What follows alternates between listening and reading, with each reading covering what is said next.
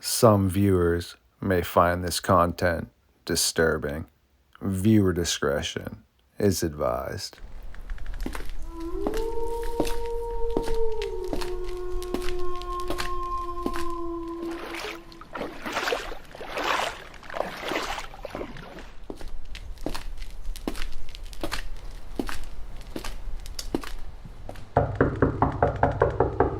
Who dares awaken me from my slumber? William White, the official geologist of the North American Dogman project. Yes, a member of our science team. This must mean it is time for Midnight Lycanthropy here on StarFox Radio. Please allow me to feed.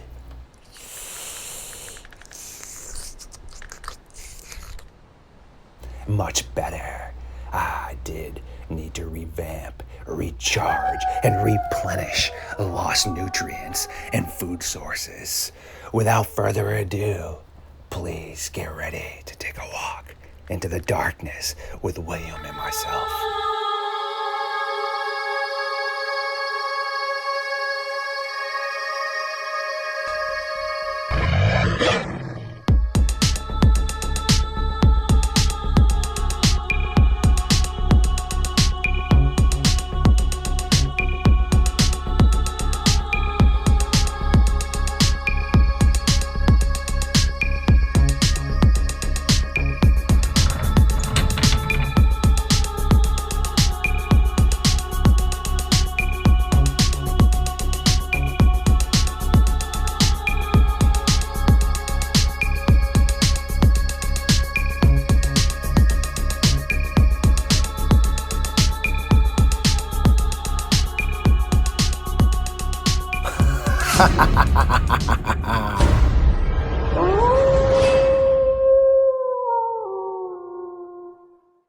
My creatures of the night, yes, once again, it is time for Midnight Lycanthropy here on Star Fox Radio.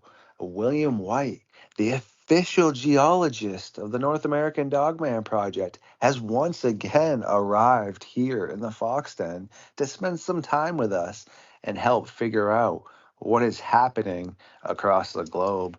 William, my guy, once again, how are you doing? Oh, I'm doing really good. Just had a great week, and life is good. So happy to be here. This is good. Besides breaking yourself a little bit, you got yourself glued back together, so we're ready to roll, eh? That's right. Heck yeah. So you've been doing any new research on some of the topics we had been speaking about, or do you have anything else you'd like to bring up in theory-wise? Well, I've been looking into historical accounts of sightings of hyena-like creatures in North America. I mean, dating back to the 19th century, people have been seeing things that you would describe as kind of a hyena-like shape, but bigger than the African hyena. A lot of these instances are a much larger creature. So, yeah, I've been looking into that. Wow, my guy, I like it. This is good to see that. I know you've been thinking about this for a while, but I've been really recently kind of plugging away on my own theories of that. And I didn't even know until I got a chance to sit down with you that that was one of the theories you had as well. So I would love to hear some of the merit and credence you could bring to this because there's definitely something going on with cave hyenas and also the Dinopithecus that large werewolf looking baboon. I mean, 11,000 years ago is, as stated, a blink of an eye, and both of those species are quote unquote stated to be around that time frame for extinction, which almost seems to be the scientists being like, oh, well, we're not fully sure, so we're going to give this massive time range of when these animals potentially went extinct. So, Hmm. yeah, I'd love to hear this. Yeah. So the Native Americans actually had a name. Well, they have a name for everything, don't they? Mountain West Native American tribes had a name for a hyena-like canine that translates to the taker of dogs. If we know anything about Native Americans, before Europeans came to North America, they didn't, or at least they weren't supposed to have horses. There's some debate about that. but they used a lot of dogs to pull sleds and help transport stuff, and kind of like humans everywhere have used dogs. So dogs were really important to them. This beast would come into their camps at night, and it would, it was big enough and strong enough to walk off with dogs that it would, we assume, eat. And they called this thing the Shunka Warakeen. And they described it in a way, and some of their paintings make it look like what we would interpret to be a hyena, kind of low sloping hips and high shoulders, thick neck, powerful jaws. And interestingly, now I actually went to college in this area of the country, but interestingly, in 1886, a strange beast was taking the livestock of some of the white settlers in the southeastern Idaho region, what today is Madison County. And eventually, someone got around to shooting this thing, and then they mounted it. They taxidermied it. And we actually, amazingly, have pictures of it. You can look it up. Anyone can look it up. It's if you searched for Shunka Warakeen, or the name the settlers gave it it's a goofy name called the Ringdocus, Ringdocus. But either of those will inevitably bring up some images on Google search results or Bing or whatever you like to use of a black and white picture of a taxidermied canine-looking thing that has low sloping hips and tall, high shoulders and a very oddly shaped head. And anyway, so this creature was actually shot, preserved, and spent several decades in a general store in that region. Ended up disappearing sometime around the middle of the 20th century, but then was actually rediscovered in, I believe it was the University of Idaho, or the Idaho History Museum, in their basement, basically, in 2007. And then it was repatriated back to Madison County, where it's currently in the Madison County Historical Museum. So anyone can go and see it. So that is the kind of the first, at least European description of an encounter with a hyena-like being. And there are many, many more throughout the last 100 years or so, some of which are very Dogman-like in description, some of which maybe not so much. But it's fascinating to think that people have been seeing these animals that just aren't supposed to be here, that were supposed to have out 10,000 years ago at the end of the last ice age. But like you were saying, 10,000 years really isn't that much time for science. It's kind of, they found a megalodon tooth when they were dredging up some of the ocean bottom, and they dated it, carbon dated it, and said it looks like it was about 10,000 years old. Well, megalodon was supposed to have out millions of years ago, the giant great white shark-like creature, and they find this tooth that's 10,000 years old. I mean, basically, if you say something out 10,000 years ago, what you're saying is, well, we don't see it today, but we really don't know when it stopped existing. All very valid points for each, my friend. And again, the whole hyena aspect, people don't really, even myself, realize how unique these creatures are. How in evolution, obviously evolution works in really great ways, but just think, if these creatures or animals are related to mongoose and civex, pretty badass little beings, but they're not necessarily massive. Where did this hyena come from? Because the rest of the relatives, as far as I know, of that group of family are like weasels and such. They're not these huge hyena creatures. And people also don't realize how hardy these animals are. Correct me if I'm wrong, but you saw some of the pictures that were sent you. Granted, they're perspective shots, but those were large hyenas. And let's say one of those, right? Say someone's German Shepherd, right? German Shepherds are pretty terrifying dogs. I mean, they could be 120 pounds. They're strong, pure muscle, smart, aggressive when they need to be. Absolutely. Yeah, used during World War II. I think a hyena would destroy that thing. Am I wrong? I'm pretty sure it would. I mean, yeah, from what I understand, gray wolves, which are not as big as hyenas usually, they will pretty much go toe to toe with most, domestic dog species and rip them apart. The wild animals like that, they're just more ferocious than the domesticated dogs, even the cool ones like the German Shepherd. Yes, exactly. I was just trying to throw out a species that we all know, is Hmm. badass, and I mean it's been used since World War II and etc. But like you just stated, and I've watched a few different documentaries, which, as far as I know, these two have never quote unquote sparred. But a lot of scientists seem to think a hyena would also destroy a gray wolf as well, just I bet because it would. Yeah, yeah, if you look at them, I mean, not an expert. I imagine the gray wolf could probably outrun it, but I imagine if they got, forced into a fight, you look at those hyenas and they are just such thick forelimbs and chests and necks and jaw. I mean, yeah, it's an African beast. The predators in Africa are just bigger and tougher. You know what I mean? yeah, Africa's just a whole nother level. Yeah, nightmare fuel. It's kind of like that video posted in our chat where I'll just explain it to our audience where these two male deer were just deciding to fight each other, and this female lioness is just like, oh, cool, this is easy now, and just takes the one that gets knocked down by the other male. And it just shows you how, yeah, crazy Africa really is. Well, and they're tough. Speaking of lions and hyenas in Africa, I just watched a video that popped up on my feed of a female lion. She was surrounded by hyenas, and she was, kind of having a tough time of it, right? It's like 4 or 5 hyenas, and they're not as big as her, but they're big, and they're picking at her and nipping at her, and she is just kind of lost and doesn't know which way to turn. And then the male comes along, the male lion, and he just rips into these hyenas, right? And obviously he's winning. He beats him off. But the amazing thing was watching him have this hyena by the neck, and that hyena wasn't. It didn't give up. That thing, that thing was still had some fight in him. And if you can have a male lion clamping down on your neck and still be in it, I mean, you're a pretty tough beast. I'll give you that. So. Yeah, and they're also pack oriented, which again makes it even more Oh yeah. terrifying. Yeah, the other ones were trying to come in and help that one. They'd come in and nip at the male's hindquarters, and yeah, they're impressive in their own way for sure. Which is crazy. Have you ever heard this too about, since we're going to keep on diving into the historical hyena-like references and sightings, the Beast of Jevedon?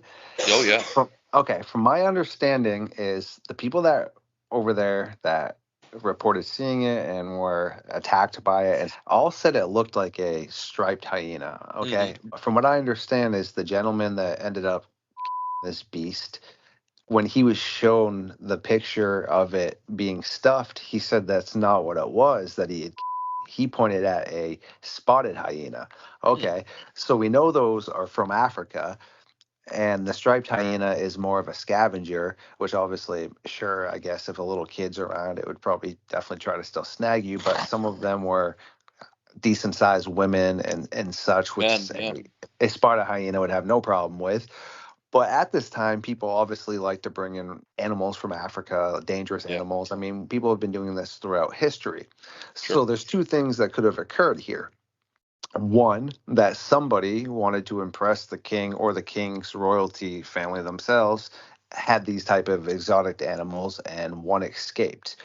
Or two, these hyenas are actually in areas more than we've been informed of, because again, why in Saudi Arabia in the Smithsonian article did they find that cave system with all those bones pulled back in there? That's Hmm. not scavenger behavior. Scavengers are usually by themselves. And again, correct me if I'm wrong, every species besides the spotted hyena is basically solo, and spotted hyenas, large packs, pull things back to their den and burrows. But wait Sure. a second, spotted hyenas aren't in Saudi Arabia, correct? Or as far Right. as we know. As far as we know. Yeah. Yes, okay. So then the Beast of Jevedon, spotted hyenas. So the second part of that now is, are they up here? Have they always been up here? And I just was wondering, before you elaborate more on some stuff, I wanted to get your input on that. So yeah, as far as the Beast of Jevadon goes, yeah, I've heard theories that it was maybe a part of a nobleman's private zoo that somehow escaped. That could be actually, I mean, probably the most likely explanation. Europe did have a whole lot of predators in it during and after the Ice Age that then once, it was settled or perhaps resettled by humans, we managed to hunt down and off. If you look at a lot of the royal houses and their banners and standards and heraldry, they have lions. A lot of them use lions. Well, we don't think of Europe and lions as going together, but in fact, there were European lions, and not all that long ago. They were hunted to extinction by humans.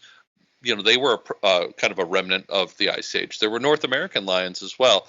I don't know enough about the European, Ice Age megafauna to say for sure, but I would imagine if there were cave hyenas in North America, there were probably some sort of a hyena species in Europe as well from the Ice Age.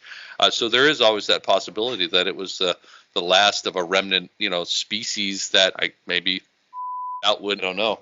I do know, interestingly enough, about that story, that its corpse was hung from a local church and they wanted to taxidermy it. They wanted to preserve it because it was so unique, but it spoiled very fast, like much faster than normal or expected, and so they had to bury it. But the gun that is actually still stored in that church, I can't remember the name of the church, but it's like a holy relic because it this beast. So that's kind of cool when you think about it. I'm not sure which way to go with the Beast of Jivadon, frankly. But Occam's razor, I would tend to lean towards an escaped creature from someone's menagerie, but no, I have no way to know for sure. No, I agree totally, but I think again that just kind of brings a little bit more merit to the Dogman being something physical and living. Absolutely. Because at that point in time, I'm not trying to knock on them, but their ammunition and artillery. Oh yeah. Yes, Jessica Jones, listen, because I know you were asking me this. If they can be injured, yes. If this thing got smoked back then, okay, any sort of new age weapon is gonna do gnarly damage to it as well. Okay, so that's my opinion as well. And unless they're like some sort of one of my fringe theories I entertain sometimes is they're like a creation from the higher intelligent beings that also created our species, right? And that they got left here just like we got left here, and there's some sort of weird biological robot that operates totally different than we do. Then you could say, oh, that's why they absorb 30-06 bullets like it's nothing. I really do think that if it bleeds, it can. So there have been enough stories about people doing damage to these creatures with firearms that makes me think that for the most part they're mortal. I mean, it has to be when you look at the way we're trying to approach it, when you look at the historical aspects like we just did, where they are being wounded and such as that.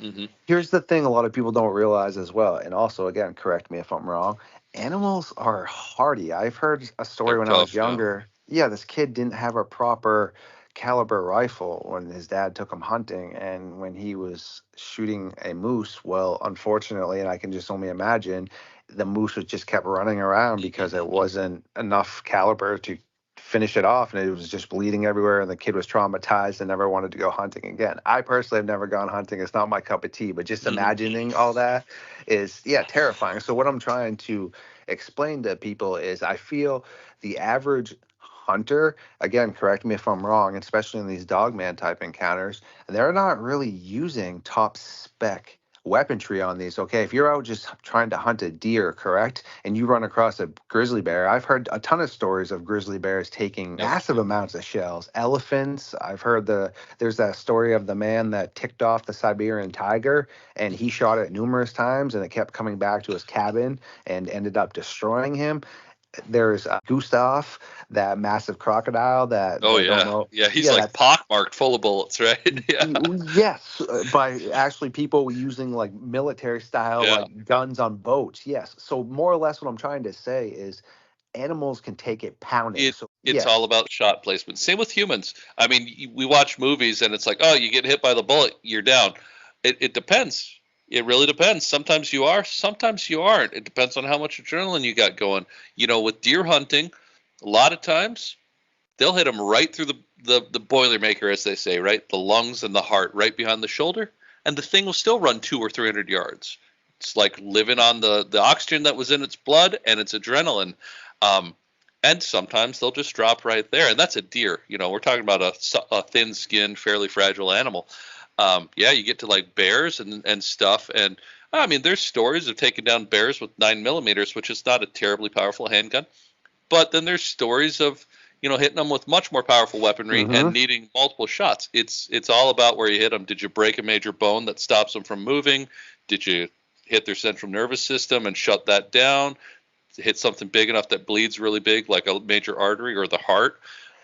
Or didn't you? If you're just hitting meat and muscle and maybe some bone and not in critical areas, yeah, it's going to absorb a ton of shots. So you can imagine someone's out there hunting Bambi with his 243, which is about 25 caliber rifle. It's plenty powerful for a deer or a human, but no one would want to take it, say, elk hunting or brown bear hunting.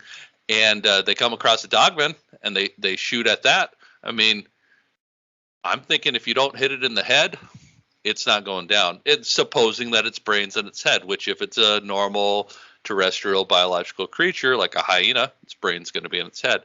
But if you're hitting it in its, thick muscled chest or shoulders, it may not slow it down at all.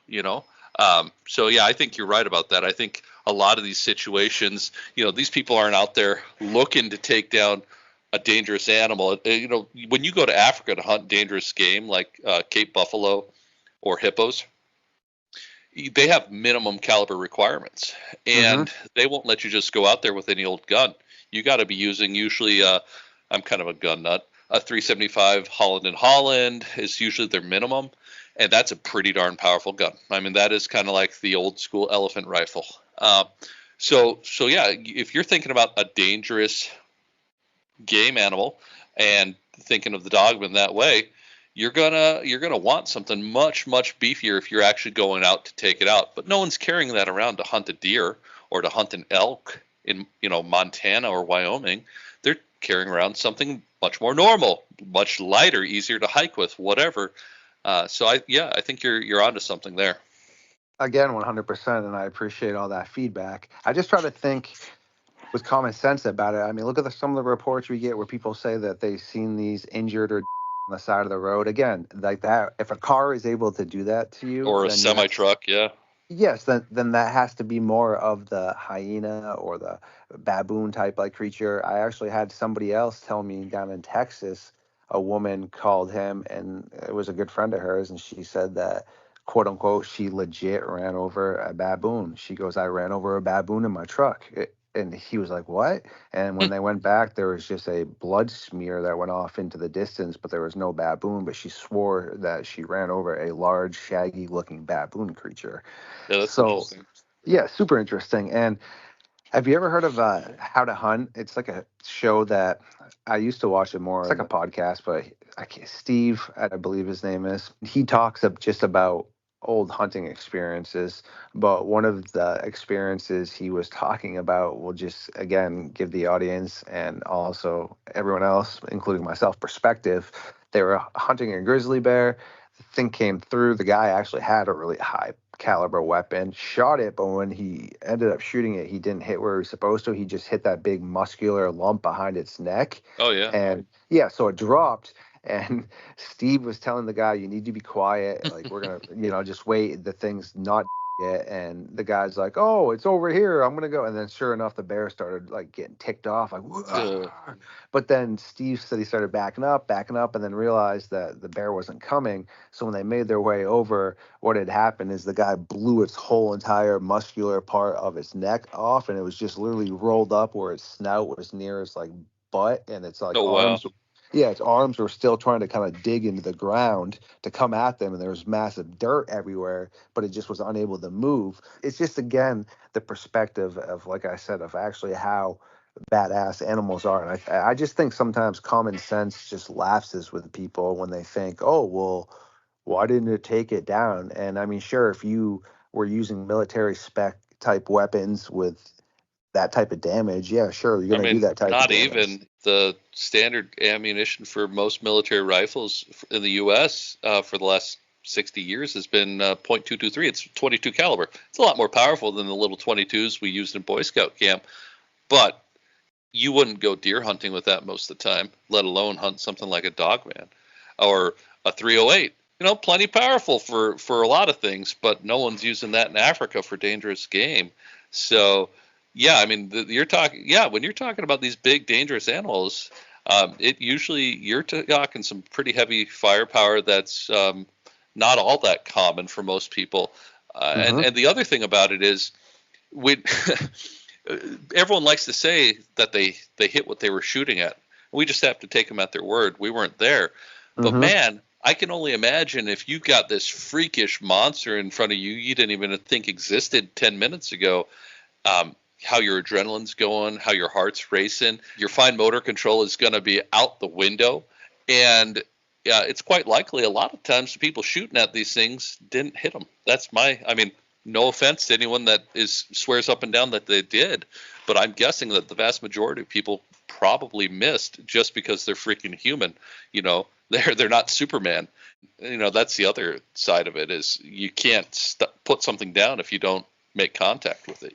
Again, 100% preach, my friend. Have you heard of any more that are potentially hyena related like that? I mean, we just definitely tapped into So, some of the big boys, and I girls. mean, actually, one of the areas where it's still to this day, fairly recently, quite common for people to see hyena-like creatures is Texas. And there's an account where they actually described the hyena-like creatures having hands. As you're pulling that up to the Yep, Wolf right here. County in Okay. Kentucky, where we had all the coyotes get massacred, that's up on the Uh-huh. website. There's actually the gentleman had a picture that is up there that looks hyena-like-ish too. That was in Oh, the area cool. around that time that happened. So yeah. I need to look at that. So yeah, in 2015, there was a hyena incident involving a vehicle, and it occurred near Austin. The eyewitness had just moved to Austin, and they were driving home one night when they saw, quote, a big wolf-like hyena-looking creature, which appeared to have hands, running with a bizarre gait along the road next to his car, with which it kept pace. So it's running fast, just like a lot of these Dogman stories, say they're really freakishly fast, right? So we can only assume he's in Texas. He's driving down the highway. He's probably going at least 60, maybe 70 miles an hour. This thing's keeping pace with him. The animal eventually veered off into the forest. So that one is interesting because of the bizarre gait and it looking like it had hands. That one gets more into crossing over into Dogman territory, not just ancient Ice Age creature that may still be alive today. So, and there's sightings, like I said, I just pulled that up for 2015, but I mean, there have been sightings since the 1990s, a string of sightings all across North America, but a lot of them in Texas. Here's one from 2020, kind of in my stomping grounds, sighting of a cow-sized American hyena in Pennsylvania.